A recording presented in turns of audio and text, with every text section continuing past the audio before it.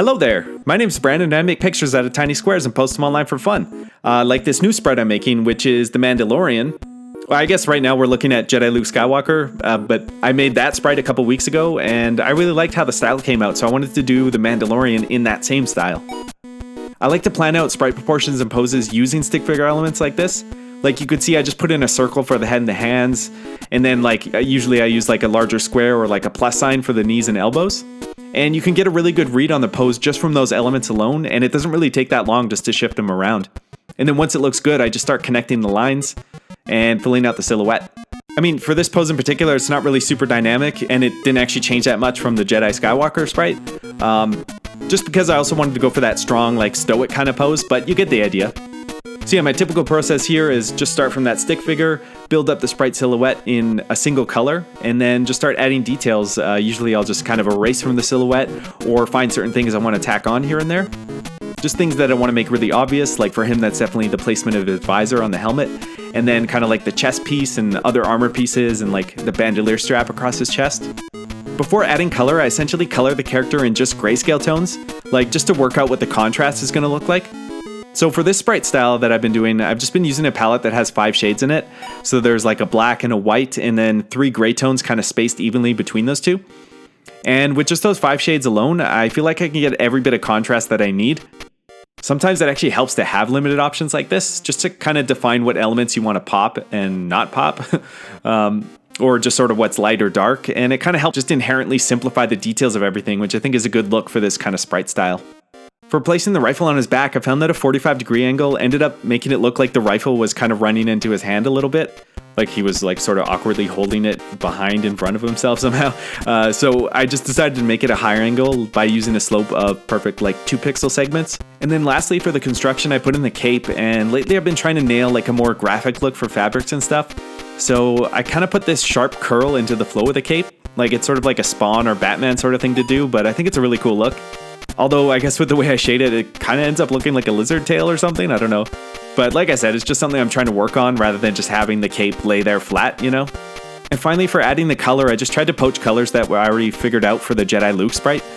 These characters at least both use a lot of earthy tones, so I figured it'd be best to reuse similar colors that I already had for the Luke sprite, and I could keep them within the same theme or same series of sprite style. One of the things I love about this costume design of the Mandalorians is like sort of the asymmetrical look and like the mismatch of his armor.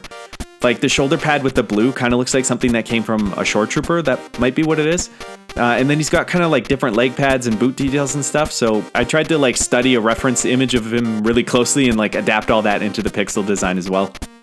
And in case you were wondering, yes, of course I did make a tiny baby Yoda sprite because I can't just have the Mandalorian there by himself.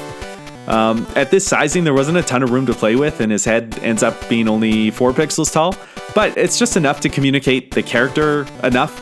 And I approached it by just starting with his eyes being 1 pixel each, kind of the minimum size, I guess, right? And then I built everything up around that. And I roughed out a really simple design for his like floating basket chair thing, and just parked it close to the Mandalorian sprite.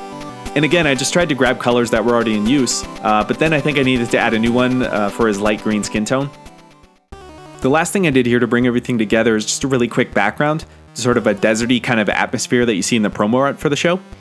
And I started by working just in those grayscale tones, except I kept these ones much closer together so that it was really low contrast, just to give the background a softer look so the characters are really the thing that pop in this image. I wanted to have the sun be the focal point of the background, so I tried this thing which I've actually never done before and made like a kind of bullseye sort of target design using different grayscale tones, and then sort of blended them together with cloud-like shapes and a little bit of extra dithering here and there. It was to have a look that the sun was kind of shining through the clouds and be really bright in the center, but then kind of taper off into the cloud shapes. Especially for being the first time I tried something like this, I think it came out pretty cool, and it's definitely an approach I'll keep in mind for the future. To make some sand dunes, I drew in a horizon line and then took a dark and a light color to make curved kind of hills that have a defined light and dark side to them. After that, I set everything in a dusty yellow color by filling a layer with that color and then setting it to the color blending mode in Photoshop, and it just kind of overlays that color on top of the grayscales that I already had. But then I went through each of those tones one by one just to shift their hues around to get some different reds and oranges in there. I think it ended up being 6 colors total for the background there. So let's go ahead and take a look at the final piece. The whole art here within like the letterbox widescreen is 180 by 110 pixels. And anyway, yeah, I hope you enjoyed seeing this. I hope you're enjoying watching The Mandalorian as well. So thank you for watching this if you took a break from The Mandalorian. And take care and keep it square. I have spoken.